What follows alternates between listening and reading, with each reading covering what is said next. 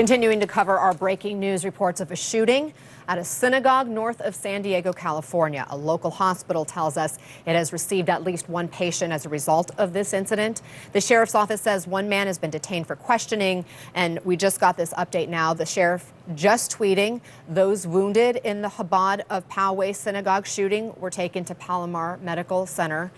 Please respect the medical privacy of victims and their families during this difficult time. Remain clear of this area as this investigation will take several hours. Again, that from the San Diego County Sheriff. CNN's Ryan Young joins us now.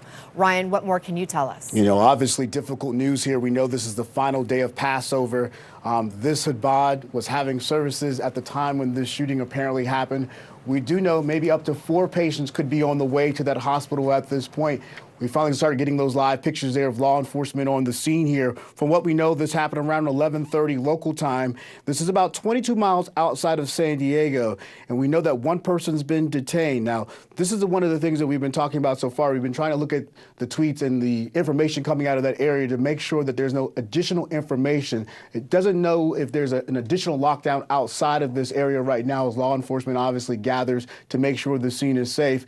And there's the idea that, according to what we've seen in some tweets, is that one person has been detained. We have not learned any information about the person who's been detained or the extent of the injuries so far and who may have been shot in that room. And I'm sure we'll get more information on that, as you can imagine, as it becomes available. But so far, we're dealing with maybe up to 4 patients, maybe with some sort of trauma, all starting at 11:30 at the Chabad Synagogue on this final day of Passover, which obviously will be tough. We also want to add this. The San Diego Police Department has added extra patrols to places of worship because of this incident here. Okay, Ryan, stand by. I want to bring in Rena Nakano with our affiliate KGTV on the ground. Rena. Good evening, everyone. My name is Rena Nakano. We are in here with a 10 News breaking news brief. We just wanted to take you right here to the scene of an active shooter situation. We're here at the Poway Chabad Community Center in Poway on the corner of Summerfield and Esposa at 11:40. Sheriffs told us that there was an active shooter situation. They responded to that 911 call. We spoke to many neighbors who live in this area. They told me they heard about 6 to 7 shots, a silence, a couple of people screaming, then 6 to 7 shots again. He told me he's not a gun expert. However, he did say it sounded something like a semi-automatic weapon. We also spoke to a woman whose husband is currently still inside the Chabad Community Center. She told me that her husband told her over the phone that a woman was shot and taken to the hospital.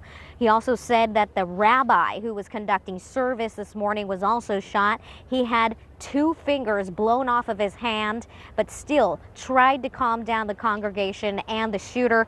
He was later sent to the hospital as well.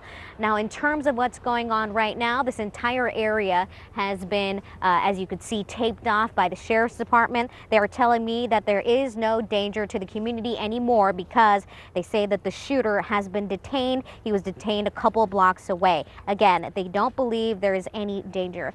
Now, they did not say anything about whether there's any other people who are injured. Earlier, there were reports that there was a 12-year-old and 11-year-old girl who had dispersed from the scene in the chaos and that were lost. We heard some helicopters hovering over the area. However, we are told that those girls were reunited with their families inside. In terms of how many people were inside of this building when this happened, still unsure.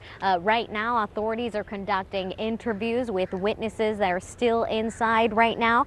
But again, this is the Poway Chabad Community Center where neighbors heard 6 to 7 shots, then some screaming, then 6 to 7 shots again.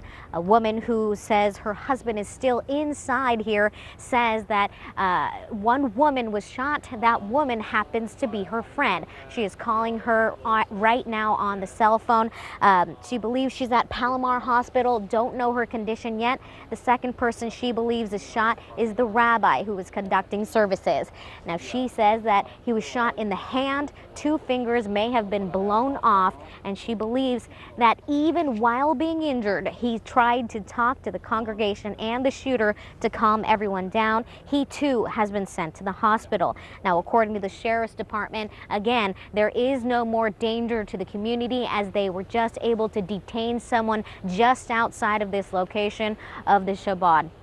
Now, just the one thing to note is that right now is the holy holiday. Okay, we're going to step away there. Thank you very much. That was a report from our affiliate, KGTV.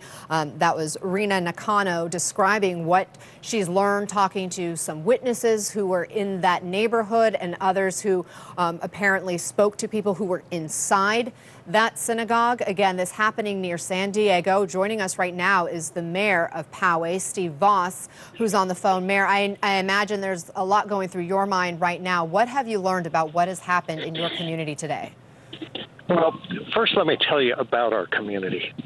We're a community of 50,000 just outside of San Diego. We're a community that just a week ago, all faiths came together just before Easter and Passover to find common ground. And it was a fabulous event. For this senseless tragedy to come so few days later breaks my heart. I have unconfirmed reports that we have one fatality. I also have unconfirmed reports that the suspect is in custody. I can tell you with absolute certainty this community will come together.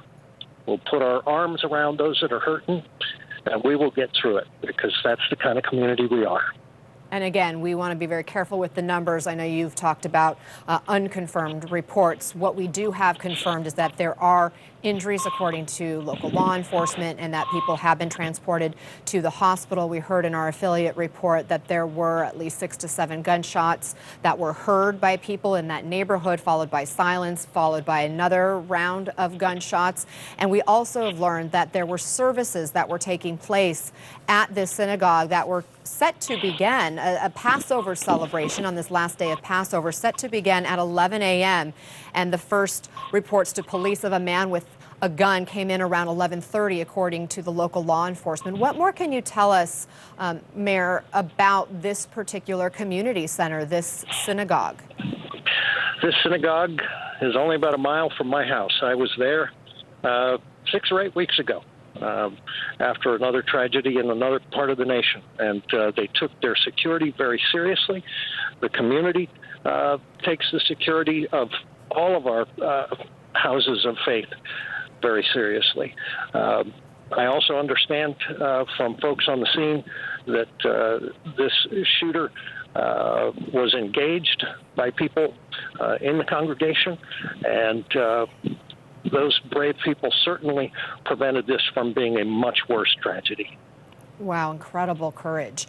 You say they take their security seriously. Do you know what kind of security they have in place? I can't talk about that specifically, but I can assure you they take their security very seriously. What do you want your community to know right now? I want them to know that the scene is safe, the subject is in custody, and this community, like it always does, will come together and support these folks. That's just a quality that's in our DNA, and we will be in prayer for those that have been injured, for the lost life, and we will come through it as the community that we've always been. I pray that there are no lost lives. We have not been able to confirm that, but we're, of course, working to get any more information that we possibly can. Mayor Voss, have you been in touch with law enforcement at this point, or are they still in just sort of an all-out responding mode? I am at the command center as we speak. Okay, you are at the command center as we speak. And obviously, I getting it. Oh, go ahead, please. Let me add that, the Poway Sheriff's Department is second to none. It's worth pointing out Poway is known for and proud of the fact that we have the lowest crime rate of any city in San Diego County, one of the lowest in the state. Our sheriff's deputies do a great job, but we've been assisted greatly in this by San Diego PD and other agencies. I've been on the phone with the mayor of San Diego, Kevin Faulkner. He's offered his full support, and the teamwork here is incredible. When you talk about the teamwork, can you tell us what the different law enforcement organizations are that are responding to this? Is it just local? Is it state? Is it federal? I'm looking across the parking lot here. I can tell you that San Diego Sheriff's Department is here.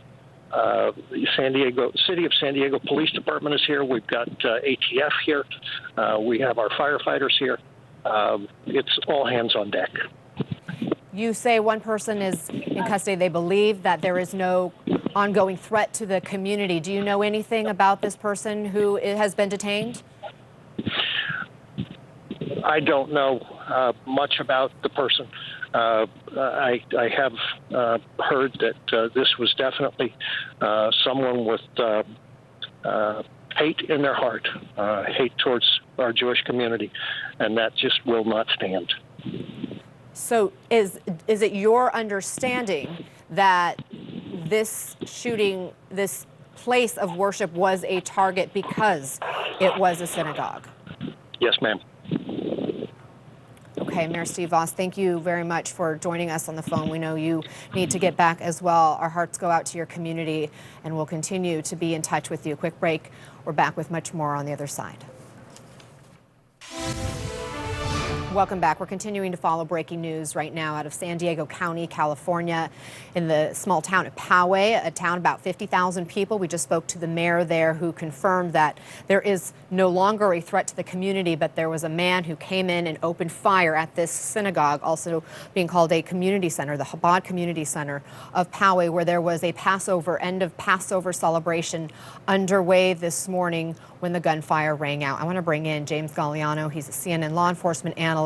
And James, I guess the good news is here, there is no longer a threat to the community, according to police. How do you think they determined that? Sure. Well, the fact that they have somebody in custody, and is a huge help, because obviously they can talk to that person. And in a situation like this, where somebody went into a synagogue 6 months to the day after the Pittsburgh Tree of Life shooting, which was the largest attack on the Jewish community in our country's 243-year history. So that's not lost on anyone. So law enforcement is going to want to make sure that this is not a coordinated attack. And again, we have to be very careful. You and I spoke about this earlier, Anna. We got to make certain that police follow the evidence. It could have been anything from a domestic dispute. It could have been a workplace violence situation. So law enforcement's got to follow the evidence. But the number one issue here right now is making certain that there are no other accomplices, nobody providing material support, and no other planned attacks going forward. And hopefully law enforcement will determine that. When they do that, we expect they'll probably give a press conference to let the public know. Okay, we don't have too much information here, James, but according to our affiliate reporter who has spoken with neighbors and other witnesses to the scene who heard the gunshots, one person, she reported telling her they heard 6 to 7 gunshots followed by some silence and then another 6 to 7 gunshots. What does that tell you? Yeah, it's really hard to tell. What I've heard so far is it sounded like it was semi-automatic weapon fire, probably from a pistol, something that somebody could have secreted inside of a waistband pretty easily.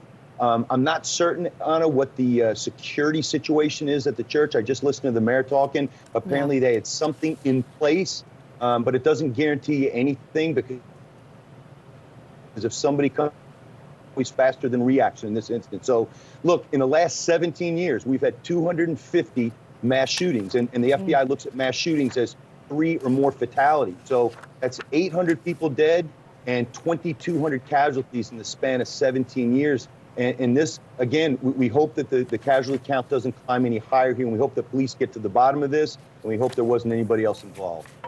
When police say this investigation will take several hours, again, they have somebody in custody. They don't believe that there's an ongoing threat. So what are they doing now? What is going to take several hours in terms of this investigation?